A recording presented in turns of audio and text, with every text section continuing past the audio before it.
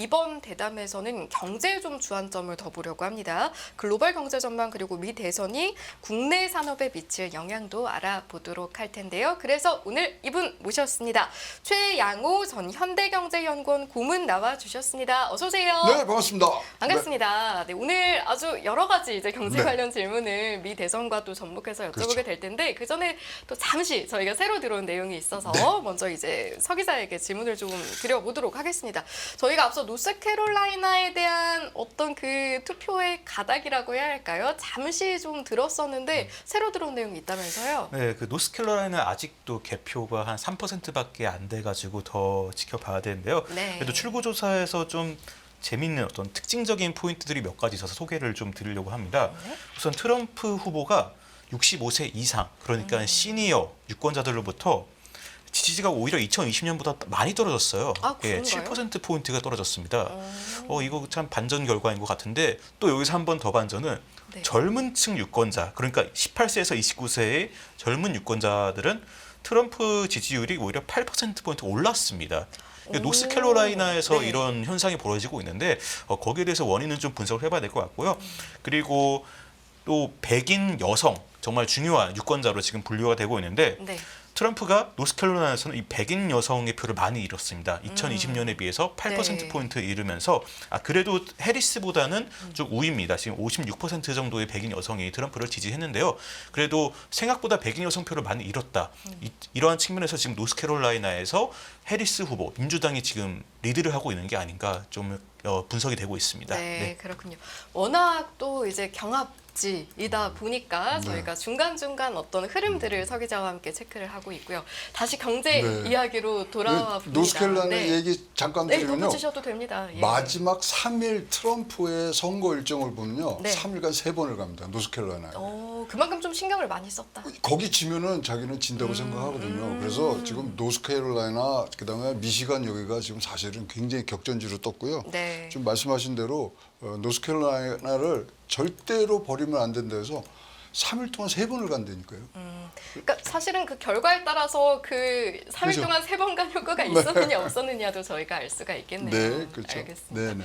자, 그러면 두 후보가 됐을 때 우리는 좀 어떤 입장에 처하겠느냐, 특히 경제에 있어서 어떤 타격을 받겠느냐, 또 연합뉴스 경제TV에서는 많은 시청자분들이 거기에도 주목하고 계실 텐데 관세 정책을 빼놓고 이야기할 수가 없을 것 같아요. 그렇죠. 두 후보가 좀 어떻게 정책에 대한 관점이 다르고 그게 실질적으로 우리에게는 어떤 영향을 미칠지 두 가지 질문 드려보겠습니다. 근데 이제 관세라는 거는 이제 사실 이 정부에서 쓸 돈들을 그걸로 해서 지금 받는 부분이 있는데 근본적으로 지금 이 디커플링과 디리스킹이라는 큰 주제가 있어요. 그래서 지금 바이든 정부는 디리스킹입니다. 그래서 자기네들이 이 뭐 내줄 건 내주고 받을 건 받는다 그러지만 지금 이 트럼프가 갖고 있는 건 디커플링이거든요. 아예 중국이나 여기랑은 안 해. 근데 중요한 게 이번에 아젠다 47이라고 그래갖고 자기네 선거 공약책에 보면은 중국보다는 지금 유럽을 상대로 해서 지금 관세를 더 매기겠다는 지금 얘기들을 갖고 있어요. 근데 이제 우리가 한번 당해봤잖아요. 당해봤는데 그때가 얼마나 지금 우리 많이 했냐면은 사실 그때 거의 우리나라 경제 성장률 1%. 그리고 지금 같은 상태로 그대로 간다 그러면은 뭐 10%에서 보통 관세에서 그게 뭐 60%까지 올린다 뭐 등등을 했으면은 우리나라가 지금 보기에는 전체적으로 174억 달러 수출해서 지금 떨어질 것이다. 그러면 우리나라 전체로 보면은 이게 실질 GDP가 0.31%까지 지금 떨어질 수 있는 부분들이 있어서 네. 굉장히 지금 뭐 귀치가 주목되는데 그러면 해리스는 있느냐? 네. 관세에 대해서는 지금 얘기를 안 하고 있어요. 그쪽은. 그런데 미국에 지난달에 제가 트럼프 캠프 관계자들을 만나러 한번 갔다 왔는데요. 네. 이런 표현을 하더라고요. 지금 평가가 어떠냐 그러니까 해리스는 굉장히 우호적이고 뭐 이런 전체 톤을 갖고 있지만 네. 명백한 그런 정책이 없어요. 그리고 선하지만 뭐 그런 것이 없고. 근데 그래서 약간 계승할 것이다. 바이든 이기처럼 계승할 아니죠. 것이다라는 말이 나오는 트럼프 건가요? 쪽에서 하는 건데 자 트럼프 쪽에 있는 이런 관세 정책이나 이런 거는 네. 굉장히 악의적으로 보이지만 이거는 구체적이다. 반응할 수 있고 그러면 예측 가능하기 때문에 자기네들이 훨씬 좋다. 아, 근데 트럼프 후보 캠프 측의 발언에 얘기죠. 따르면 네네. 그 이제 감세 정책 같은 것도요. 네. 사실 우리가 감세하면은 뭐 나라에 돈이 없고 그래서 국채 많이 하고 뭐 걱정들 하고 인플레이션 하지만 감세 정책으로 영향을 받을 수 있는 미국의 국민의 수가 9,340만 명입니다. 그러니까 이런 것들이 뭔가 정책이 있는 상황에서의 어떤 이 뭐 장단점을 따지는 게 아니라 사실 해리스의 지금 가장 그 큰 단점 중에 하나가 트럼프만 계속 공격을 하거든요. 트럼프 자체를. 그러면서 자기 자신의 정책 어떤 수단들을 얘기를 안 하고 있으니까 사실 좀 답답해하는 그러한 분위기들은 분명히 있는 걸로서로 보여집니다. 네, 이제 각 후보에 대한 부분들을 여쭤봤는데 트럼프 후보에 한정해서 좀 질문을 드려보면 사실은 이제 관세에 있어서 우려하는 목소리도 좀 일부 있는 게 백악관에 복귀하면 바로 중국에 60% 관세를 부과하겠다. 그런데 사실은 인플레이션에 대한 부담은 없겠는가 이런 질문도 좀 드려보고 그럼요. 싶은데요. 이거는 뭐 바로 그러면 수익가가 올라가기 때문에 그래서 지금 트럼플레이션이라는 뭐 조어가 신조어가 나왔고요. 일단 트럼프 대통령의 근본적인 경제 정책의 기저에는 뭐가 있냐면 강달러가 있거든요. 근데 요번에 가서 제가 얘기를 하다 보니까 조금 뉘앙스가 바뀐 게 유럽 쪽에는 강달러로 가고 아시아 쪽에는 약달러로 간 것 같은 그런 아주 진짜 우리가 예상하지 못한 그런 답들을 좀 들었기 때문에 이 부분은 분명히 이제 뭐 수정이라든가 여러 가지가 가지만 중국하고는 이제 다시는 뭐 최애국 대우라든가 이런 거 나오고 한번 붙어보자 그런 것들이 나오기 때문에 우리가 트럼프 2기 뭐 이런 얘기들을 하는 게 중국에 관해서는 굉장히 단호한 선을 긋고요. 그러면은 해리스는 뭘 갖고 있느냐?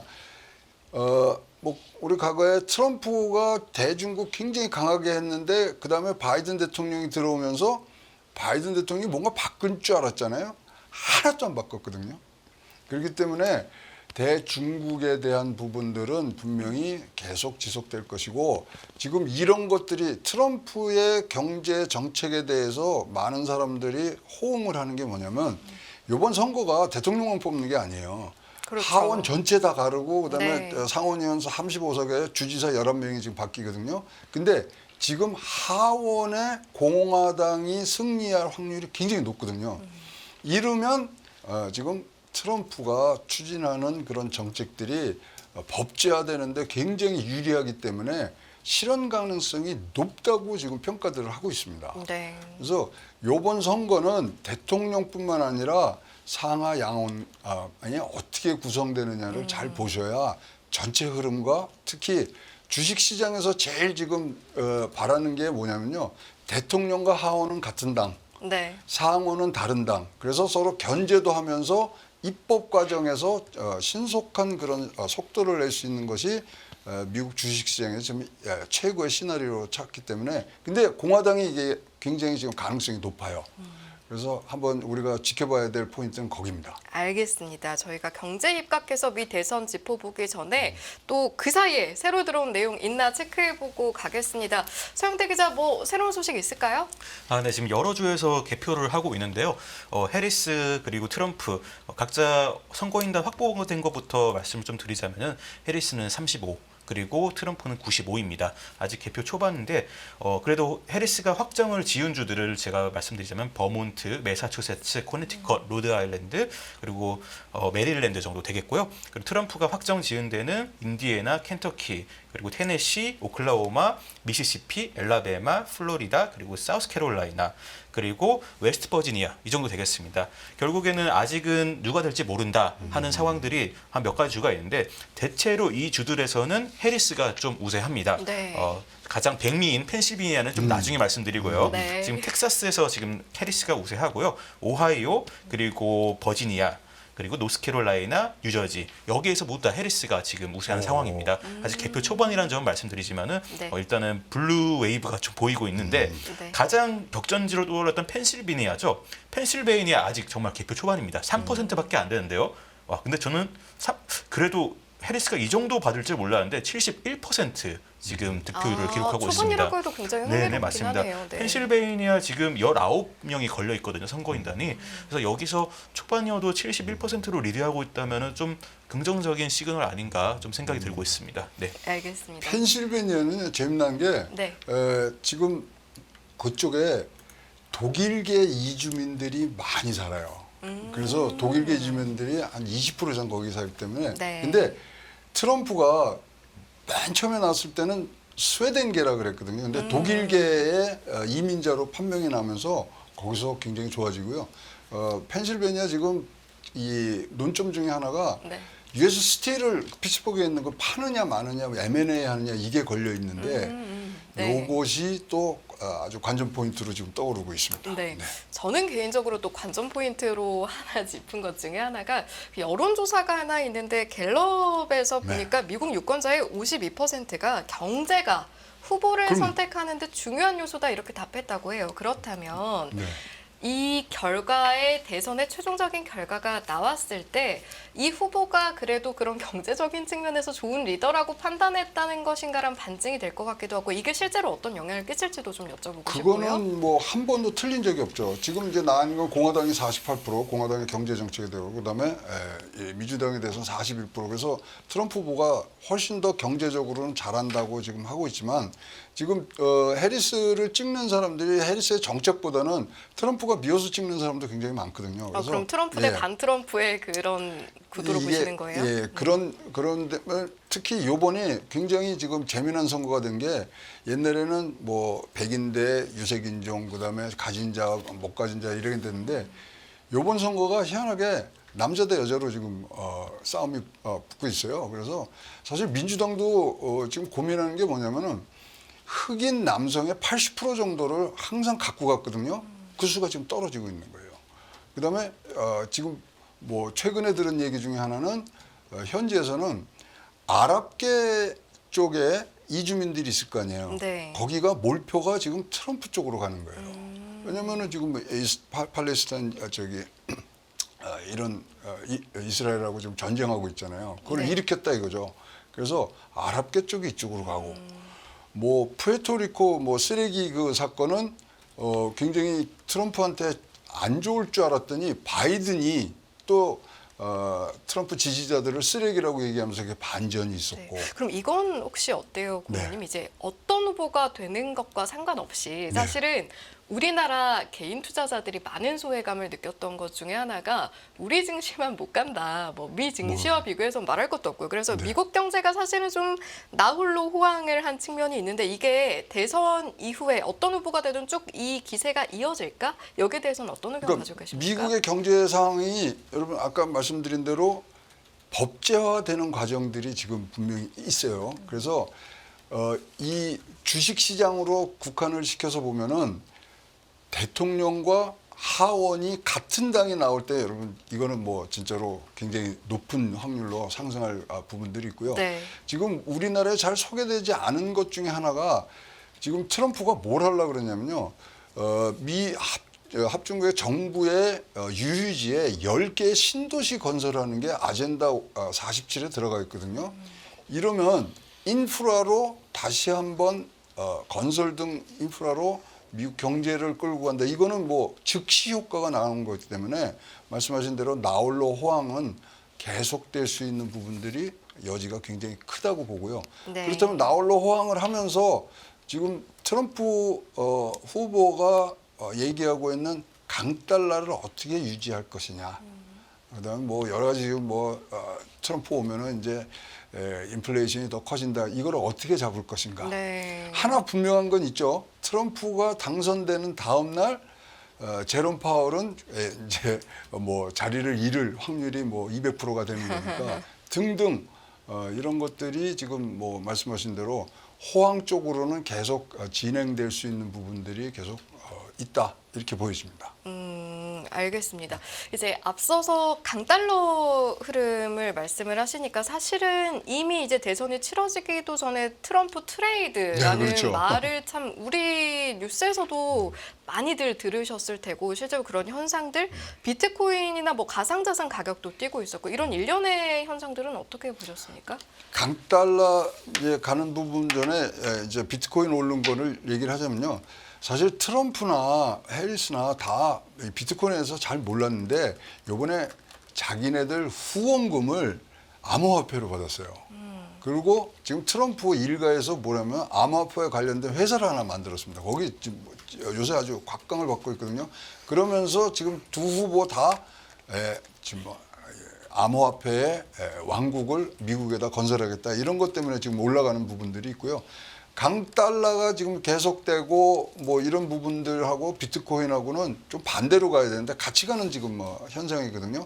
왜냐하면 비트코인이 제일 먼저 만들어진 그 초창기의 목적은 뭐냐면 인플레이션 막기 위해서 그러니까 약달러가 됐을 때 어떻게 하는 건데 그게 지금 같이 가고 있는데 여러분 뭐 제 짧은 경험으로 봐서는 정치 테마는 절대 오래 못 갑니다. 그래서 지금 트럼프의 트레이드 뭐 있는데 여러분 진짜 뭐 트럼프 트레이드도 나오고 해리스 트레이드도 나오잖아요. 두 사람 공약이 겹치는 데가 몇 군데 있습니다.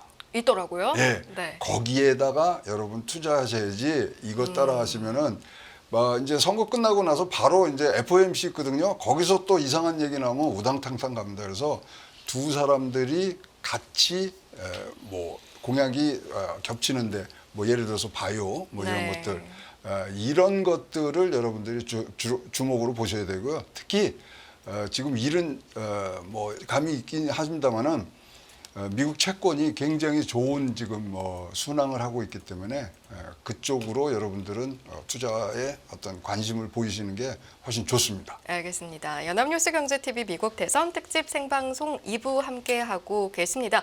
저희 두 번째 대담은 특히 미 대선이 경제적으로 미치는 영향에 입각해서 저희 전달해 드리고 있는데요. 그 사이에 또 새롭게 들어오는 투표가 마감된 지역들의 개표 상황도 실시간으로 전해드리고 있습니다. 자, 서영태 기자, 저희 시청자분들 또 새롭게 아실 내용 있을까요? 네. 그 지금 세 가지 경합주죠. 조지아, 그리고 펜실베니아, 노스캐롤라이나 상황 좀 전해드렸는데 조지아는 지금 투표가 어느 정도 개표가 어느 정도 진행됐습니다. 36% 정도 카운트 됐는데 도널드 트럼프가 56.8%로 지금 리드를 하고 있습니다. 노스캐롤라이나랑 그리고 펜실베니아는 아직 개표가 그렇게 많이 안 됐습니다. 펜실베니아는 5.2%밖에 아직 개표를 못했는데 그래도 해리스가 76.5%로 지금 리드를 하고 있습니다. 상당히 큰 리드로 보이고 노스캐롤라이나에도 해리스가 리드인데 펜실베니아만큼 격차는 안 벌어집니다. 지금 개표율이 7.7%인데 해리스가 53.7% 리드하고 있습니다. 여기 경합지 중에 한 곳은 미시간이 또 들어왔습니다. 이제 미시간 막 열기 시작했는데요. 미시간 정말 극초반입니다. 여기도 2.1%인데 해리스가 72.8%로 리드를 하고 있습니다. 지금 이런 상황을 보고 있으니까 저희가 펜실베이니아 그리고 미시간 이쪽은 아무래도 경합주 중에서도 경합주 중으로 꼽혔는데 해리스가 일단 초반에는 리드하고 있는 모습이 보이고 있습니다. 그리고 경합주로 꼽히지 않았지만 지금 좀 박빙의 승부를 좀 벌이고 있는 그런 주들이 있거든요. 네. 텍사스, 버지니아 그리고 오하이오인데 텍사스에서는 지금 개표가 한 16.6% 되는데 트럼프가 간신히 이기고 있습니다. 한 50.6% 그리고 텍사스가 선거인이 한 40명 걸려있는 주거든요. 초대형제인데 트럼프가 근소 우위를 보이고 있고요. 오하이오 같은 경우는 해리스가 좀 근소 우위를 보이고 있습니다. 한 51.9%로 근소 우위를 보이는데 개표율은 34% 정도 됐습니다. 텍사스, 오하이오 그리고 버지니아 같은 경우도 해리스가 근소 우위를 벌이고 있습니다. 50.9%. 한 투표를 개표 상황은 한 30% 정도 됐고요. 네.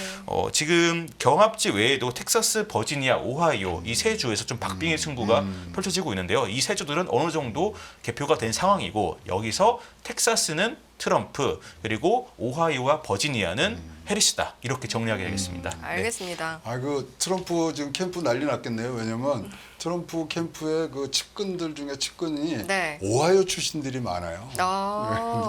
지금 뭐 좀 야단 좀 맞겠는데. 근데 지금은 진짜로 지금 뭐 개표수가 얼마 안 돼서 끝까지 하고요. 봐야죠. 우리 네. 저번 선거에서 보시면은 붉은 신기루라는 현상이 있었어요. 먼저 쫙 그 트럼프 공화당 쪽이 쫙 이기다가 네. 그다가 이제 나중에 또 이 정도 지금 현장 투표한 거를 이 정도 숫자가 나오면요. 왜 우리가 사전 투표하고 우편 투표한 거 있잖아요. 거기는 민주당이 이긴다고 보면은 지금 뭐 박빙이 아니라 민주당이 좀 우세하는 그런 모습이 지금 네. 숫자로는 그렇게 보입니다. 네, 뭐 투표는 끝까지 봐야 한다고는 하지만 또 미 대선 진행되는 동안 저희가 실시간으로 상황이 어떻게 또 변해가는지 여러분 아실 수 있게 또 서영태 기자와 함께 그때그때 전해드릴 테니까요. 끝까지 함께 주시고요.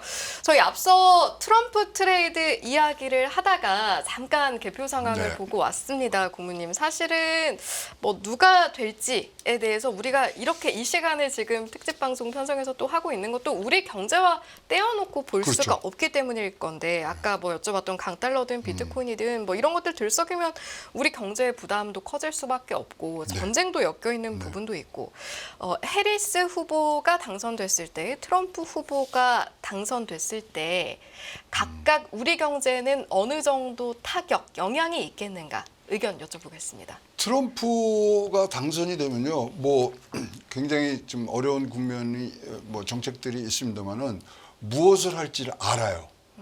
뭐 이거 관세 매기고 뭐 하고 그다음에 이제 저기 뭐 보조금 안 주고 이런 부분들이 있는데 그거는 알고서 당하는 거는 준비를 할 수 있잖아요.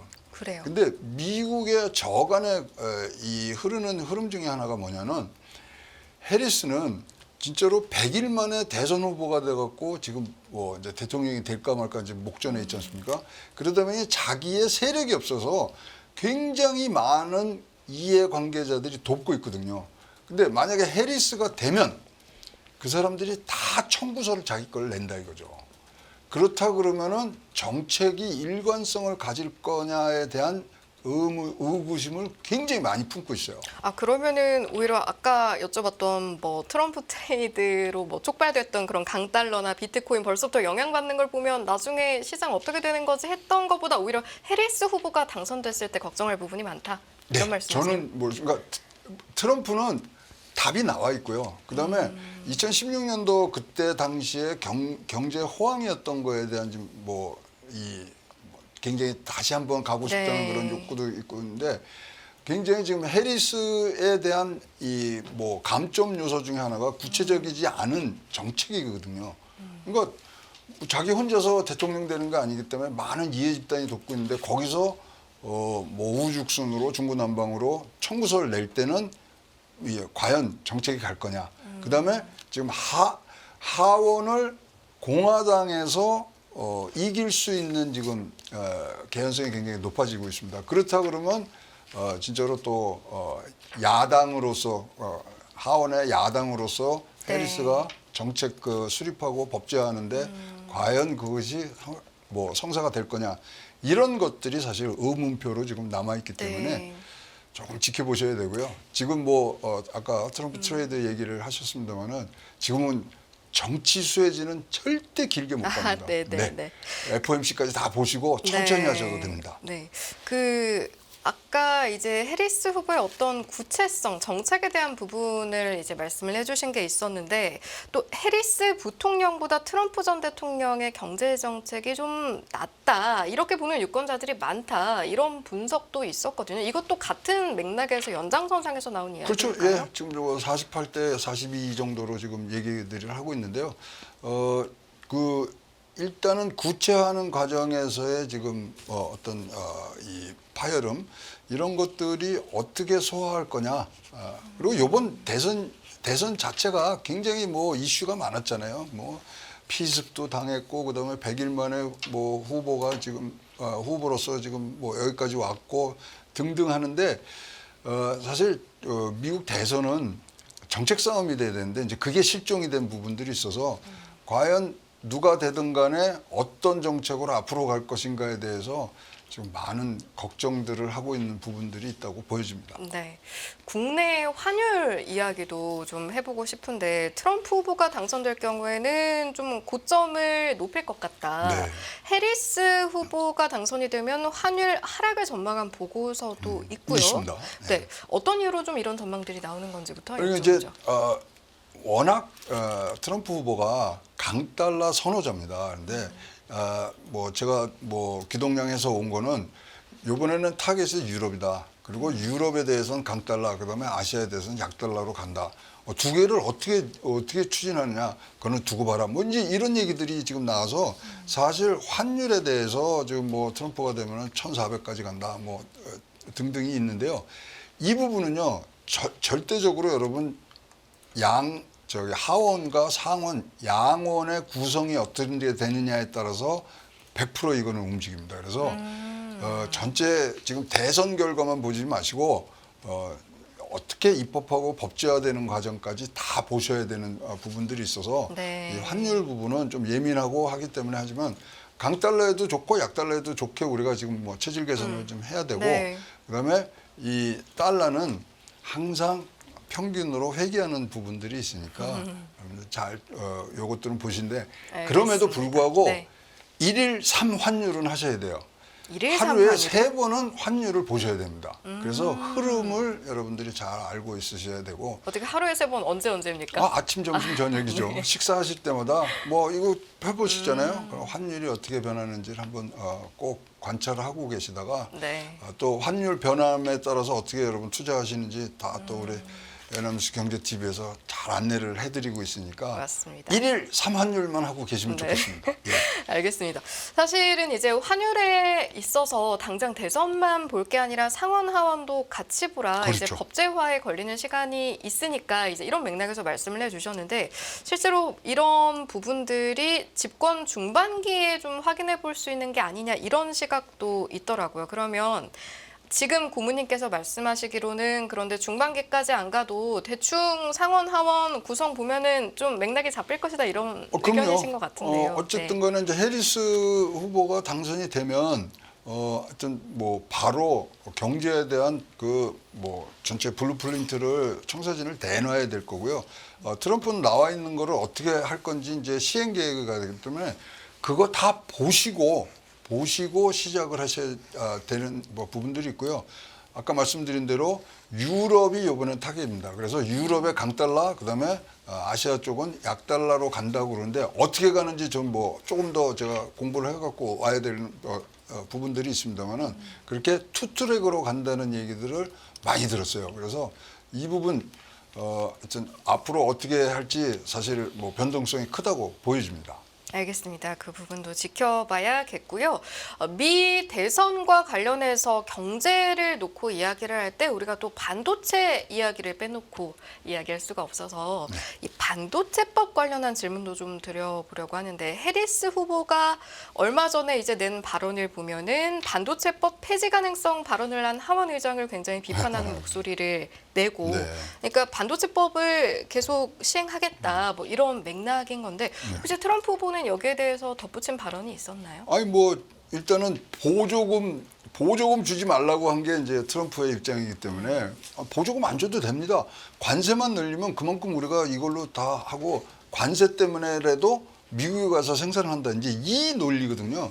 그래서 이거는 말씀드린 대로 하원에서 법제화돼서 통과를 돼야 돼요. 그래서 하원이 어떻게 구성이 되는지가 관건입니다. 그래서 대선과 상하 양원 구성까지도 다 보셔야 이것들이 진행이 될 거고요. 네. 그다음에 뭐 지금 현재만 해도 대선 관련해서는 90만 개의 소송이 진행 중에 있습니다.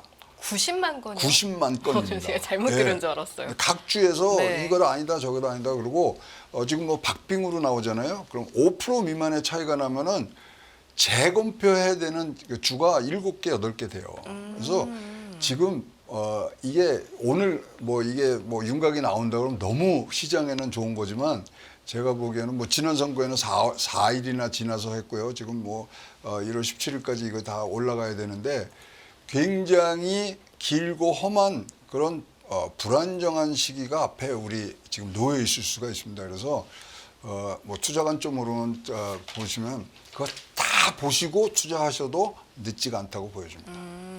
이제 그 상하원이 어떻게 나올 것인가에 따라서 이제 경우의 수를 이제 말씀을 계속 해주시니까 네. 이쯤에서 그럼 한번 정리해 주시면 어때요? 만약에 해리스 후보와 트럼프 후보 중에 누가 됐는데 상하원 공화당 민주당 가닥이 이렇게 잡히면 정책적인 그 동력이 이렇게 생길 것이다 이런 부분들. 시장에서 제일 좋아하는 네. 조합은 대통령 트럼프, 하원 공화당 우세.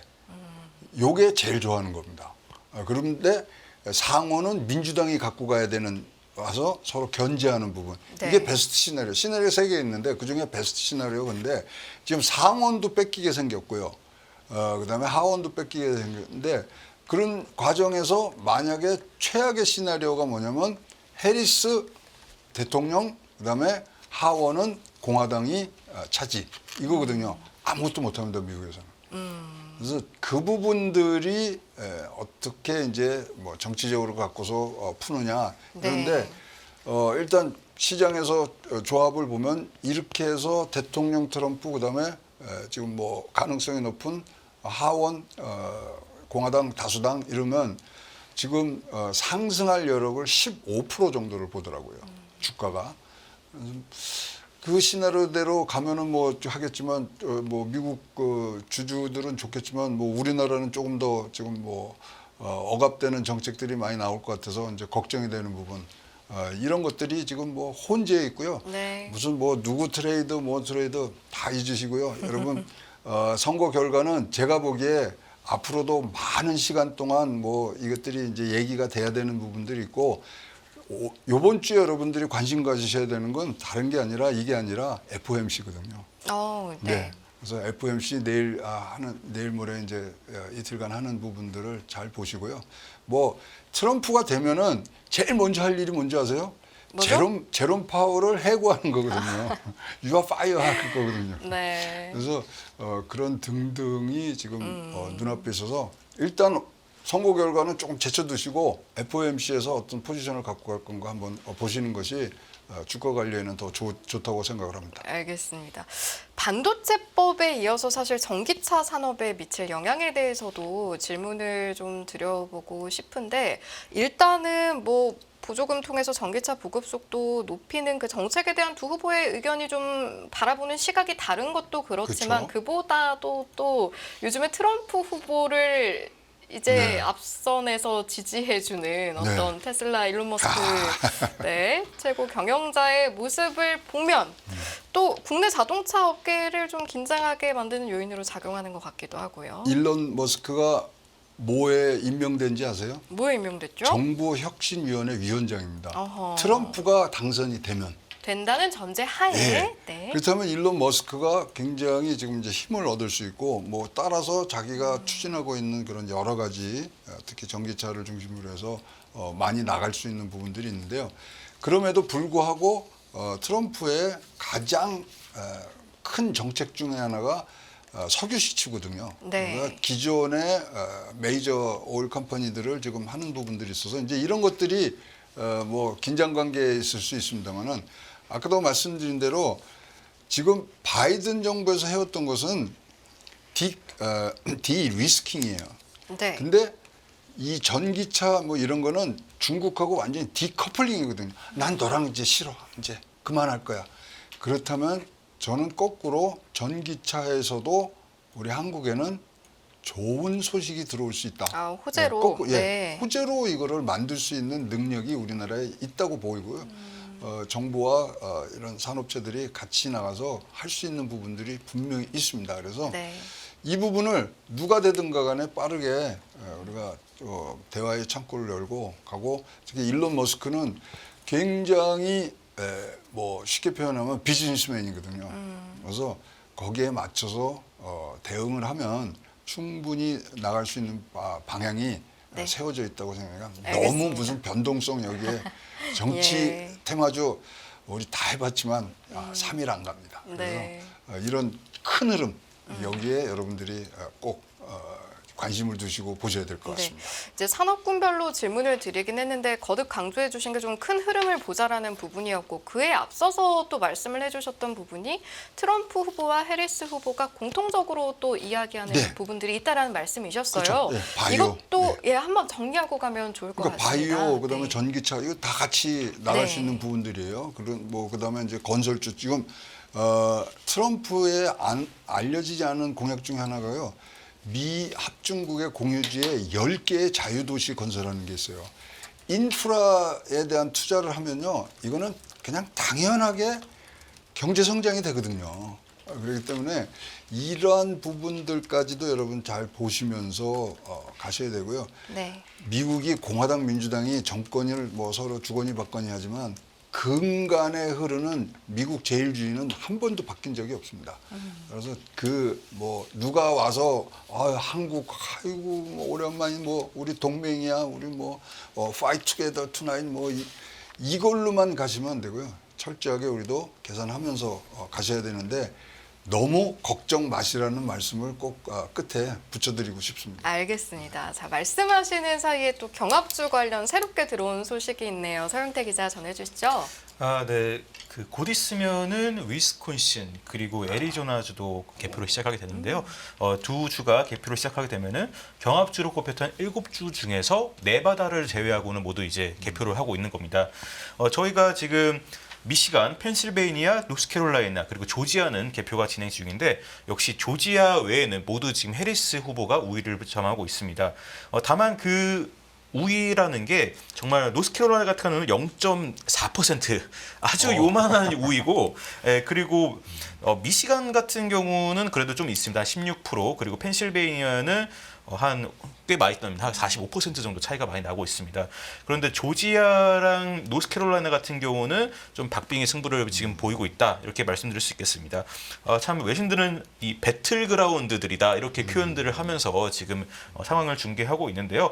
아무래도 백인 여성 유권자에 대한 분석이 많습니다. 근데 이 분석을 보면은 확실히 젠더갭 그러니까 여성이냐 남성이냐에 따라서 해리스 트럼프 이런 지지도가 많이 나뉘는데 거기서 한층 더 들어가면은 고학력 그러니까 대졸 학위를 갖고 있는 여성이냐 아니면 고등학교만 나온 여성이냐에 따라서 또 이게 차이가 또 갈리고 있기 때문에 과연 이 여성 유권자들이라는 그룹으로만 이렇게 분석해 볼 수 있는지 그게 네. 좀 의문이 있습니다. 그런 면에서 아무래도 여성 유권자들이 트럼프를 더 지지하는 주가 나오고 뭐 예상보다는 뭐 그런 분석이 나오고 있습니다. 네. 네, 알겠습니다.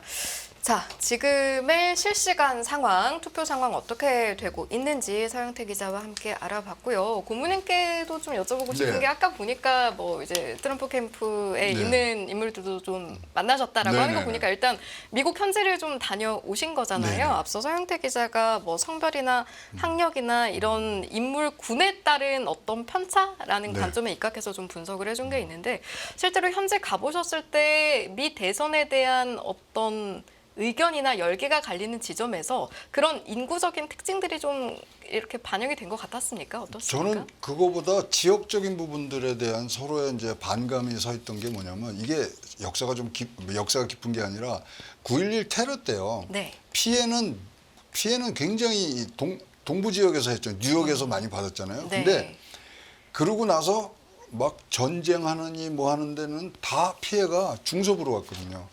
거기서부터 사실 미국이 이렇게 양분화된 사회는 아니었거든요. 거기에서부터 유래를 하는 미국의 이런 참 이분화되는 모습이 굉장히 안타깝긴 합니다만은 그러다 보니까 이게 세분화되는 거예요. 남녀, 그다음에 가진 자와 못 가진 자, 그다음에 백색 인종 중에 대학교 간 사람 안 간 사람.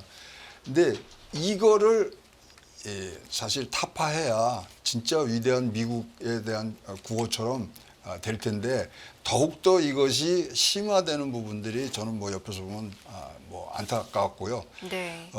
뭐 많은 사람하고 얘기할 때 나오는 게 자기들도 젊은 리더에 대한 욕구들이 굉장히 많았다고 저는 기억을 합니다. 그래서 네. 이것이 이제 뭐 올드하고 그런 이 정치인들의 퇴장의 마지막 무대가 아니었는가 보고 뭐 어느 나라든지 이렇게 지금 젊은 지도자들을 원하는 그런 이 트렌드는 많기 때문에 그의 아주 마지막 피날레를 장식하는 게 이번 미국 대선 아니겠는가 이렇게 보고요.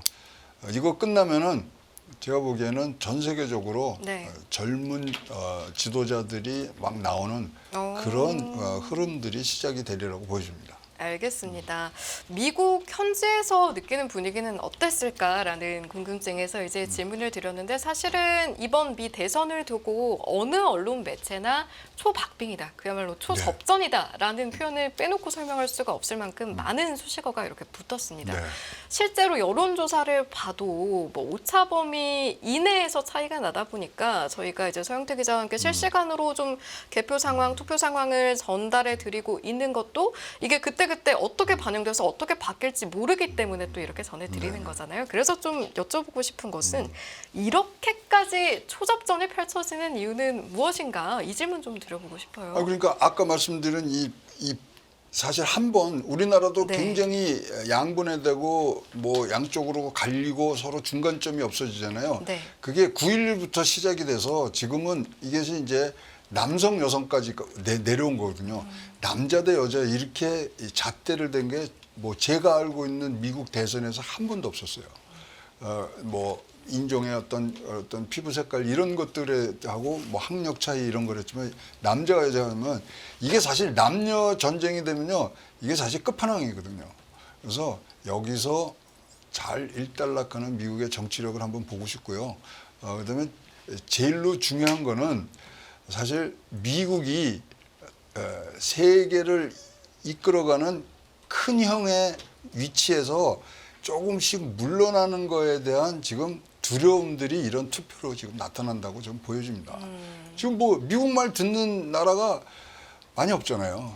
그런 관점에서 이런 의견은 어떻게 보세요? 이제 전문가분들이 분석하는 것 중에 하나가 트럼프와 그 해리스가 얼마나 다르냐, 이제 각각 네. 당선이 되면 얼마나 다르게 이제 집권을 할 것인가에 대해서 많은 시선을 가져가지만 사실은 결과물은 똑같다. 가려고 하는 목표 지점은 똑같은데 방식이 좀 다를 뿐이다. 제가 한마디로 네. 저할까요? 네. 트럼프와 해리스는 샴 쌍둥이다.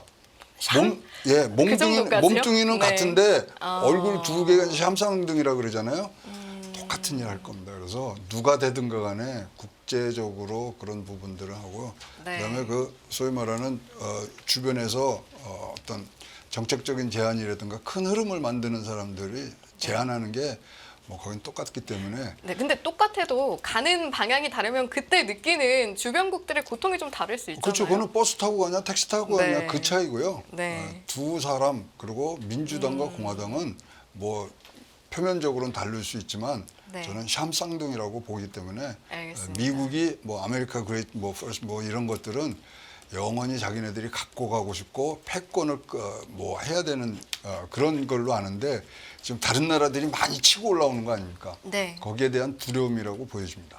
알겠습니다. 저희가 이쯤에서 투표 상황 또 새로 들어온 소식이 있는지 서영태 기자와 한번 짚어보도록 하겠습니다. 저희 또 알아야 할 내용이 있을까요, 우리 시청자분들? 네, 지금 선거인단만 이제 말씀드리자면 네. 트럼프는 101명을 확보했고요. 그리고 해리스는 52명을 확보했습니다. 그 270이라도 과반을 확보해야 대통령이 되는 건데 사실 이 확보한 주들은 저희가 격전지는 아니어서 물론 트럼프나 해리스가 이길 걸로 예상됐던 주인데 트럼프는 이제 남동부 그러니까 개표가 동부부터 시작되고 있으니까 남동부 지역에서 많이 이겼습니다. 인디애나, 웨스트 버지니아, 켄터키, 테네시, 엘라베마, 사우스캐롤라이나, 플로리다, 미시시피, 아칸소 그리고 오클라호마 이렇게 10개 주에서 이겼고요.